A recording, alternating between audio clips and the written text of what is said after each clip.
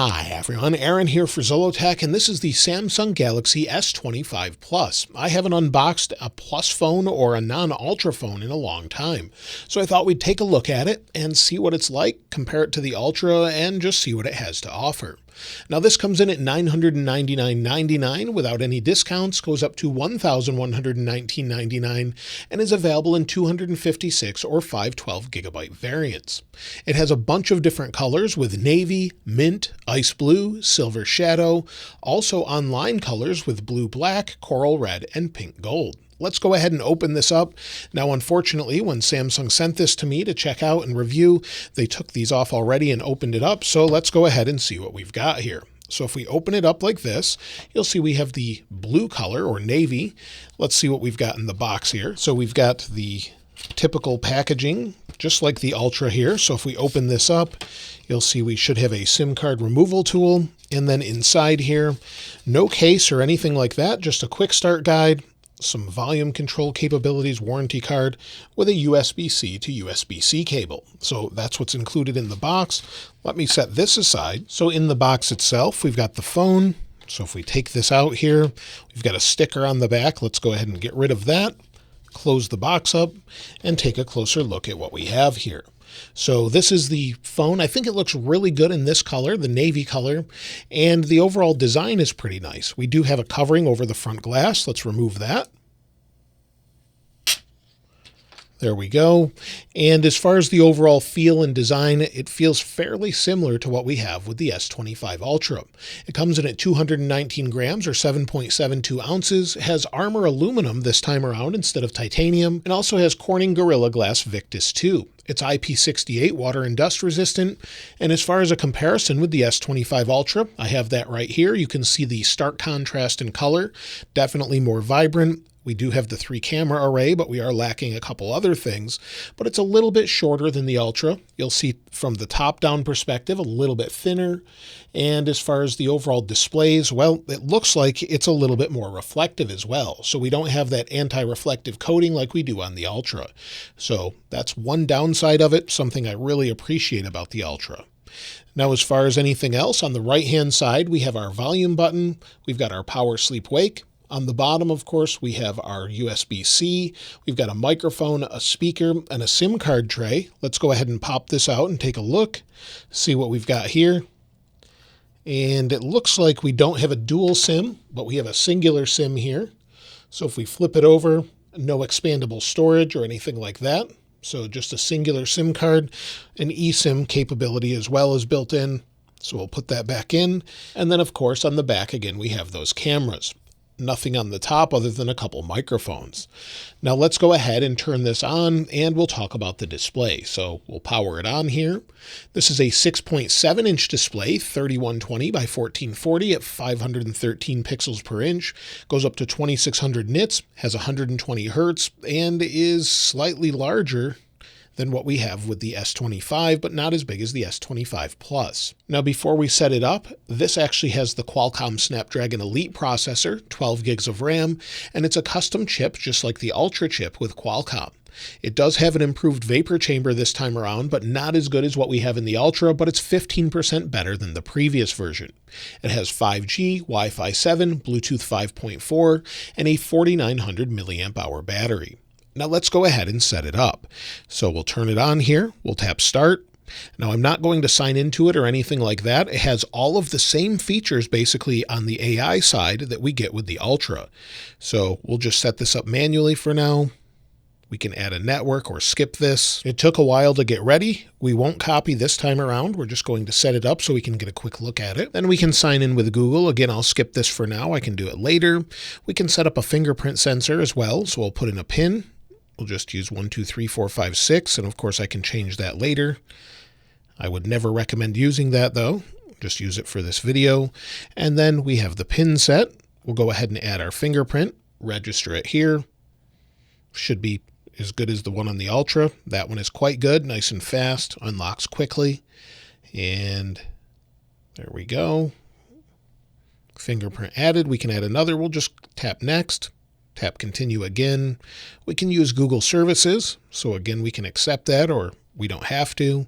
And then we can sign in with Samsung if we want to. I don't want to do that right now, so we'll go ahead and skip that and do that later. And then we'll skip it. And then Samsung service legal information. So we've got terms. We can agree to all of them or just some. And then we have Samsung services such as customization services, personal data intelligence that's new, and more. It says check your region. Are you in Utah or another state? I'm in another state. And then it says choose your display mode, light or dark. We'll select dark. And it says you're all set up. We'll tap home. And now we have the stock home screen. So nothing's been customized here, but this gives you an idea of what it looks like. So it's installing apps on the back end. We'll go ahead and bring down the screen here, maybe increase the brightness a little bit. And it's a very bright display. It looks great, as you would expect. And we have a bunch of new features here, but first let's talk about the camera. So of course we have the front-facing camera you can see here with the little hole punch design. That's a 12 megapixel camera, nothing really different there. And then on the back we have 3 different cameras. We have a 12 megapixel ultra wide, a 50 megapixel wide angle 2x optical zoom, and a 10 megapixel telephoto with a 3x optical zoom. So compared to what we have on the Ultra, we're lacking the new 50 megapixel ultra wide and the greater telephoto zoom lens. So basically it's got similar cameras, but if you don't care about that, this should keep you covered, at least for those 3 different zoom ranges, or different ranges altogether. As far as the overall changes here, if we go into the camera itself, you'll see it's got all of the different controls. It's going to load that since I just enabled it or turned it on. But if we go into video mode, for example, you'll see we have HDR in the upper right, but we have a bunch of different options. So if we go into our settings, we have things such as tracking autofocus, of course, composition guide, which is always nice, and a bunch of other things, but we should have a pro mode as well. So if we go back here, we can go to more, go to pro video, and now we have log. Just like we have on the Ultra, we get the same thing. So we can use log video mode if we want to use that. We also have options for 4K and even 8K. So we'll just do UHD, 60 frames per second, and that's what we have there. And it gives you all of the information you could want with ISO and much more. Fully configurable, you've got your audio and more. It even tells us our white balance, we're in autofocus continuous, and if we spin this around, let's go ahead and switch this to UHD. There we go, 4K, we've got a high resolution, we can record in HDR, but let's go ahead and hit record. So now we're recording with the new S25 Plus. This gives you an idea of what it looks like and what it sounds like, as it has some new AI features that should help out with that as well.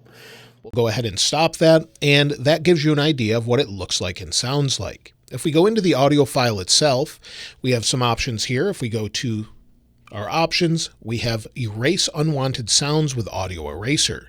If we go into that, we can go into the audio eraser, tap continue, and you have to be signed in, unfortunately. But if you use this, the audio eraser, you can actually use it to eliminate background sounds. If you're outside, maybe you're near the ocean, it will recognize waves, it will recognize wind, and you can dial that in or out as you choose. So some pretty impressive things there. Of course, back in here with the camera, if we go out of the Pro video mode, we've got photos, we can spin it around, and then all of our zoom options as well. So you've got everything that you had before, 12 megapixels, 50 megapixels, or whatever you prefer. It's a pretty great camera overall, and of course I'll have to test this more to see how it compares with what we already have with the previous devices and more. Now we also have 7 years of OS and security updates, and the experience is pretty typical Samsung.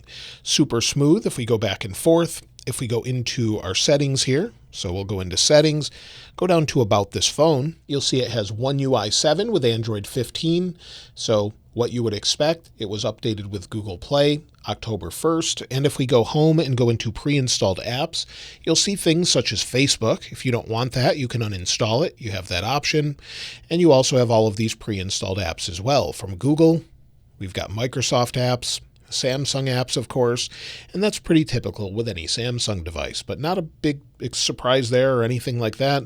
But it does have some nice features with AI this time around. We have the Now Brief. So the Now Brief basically is learning off of what you're doing using the personal data engine, which can be turned off, and all cloud data is end-to-end encrypted. So if you're sending information maybe to Google Gemini or something else, that will be encrypted.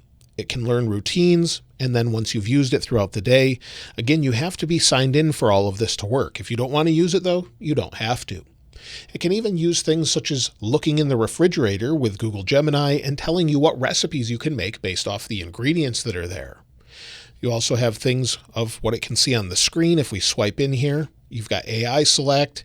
You can create a GIF or GIF. It's just a great setup overall and has basically all the features that we get with the S25 Ultra. Also, I thought we'd check if there was an update available, and it doesn't appear that there is. Now, if we go into our display settings, scroll down, you'll see screen resolution is at Full HD. We can want to go to Quad HD. We'll bump up the resolution. It still stays super smooth and fast. And let's go into Geekbench 6 just to take a look. So you'll see the device here, Android 15. And if we go into the device itself, you can see it here with 10.9 gigs of RAM. So basically 12 gigs of RAM, and it should be super fast. So let's go back to benchmarks and run it here and just compare it quickly with what we have with the Ultra. Now, compared with the Ultra, you can see a dramatic difference with the overall single core scores, 1,873 compared to 3,055. However, keep in mind that it is just being set up, and these could be a little bit low. 9,464 for multi-core though, 9,554 for multi-core on the Ultra. So pretty great overall. I don't really think there's an issue there. And then finally, let's take a look at some of the wallpapers. Many have asked me to share that in some of the previous videos. So if we go to change wallpapers, you'll see them here. We have the interactive wallpaper. Of course, that's the Samsung ones. It's interactive, just what we have now.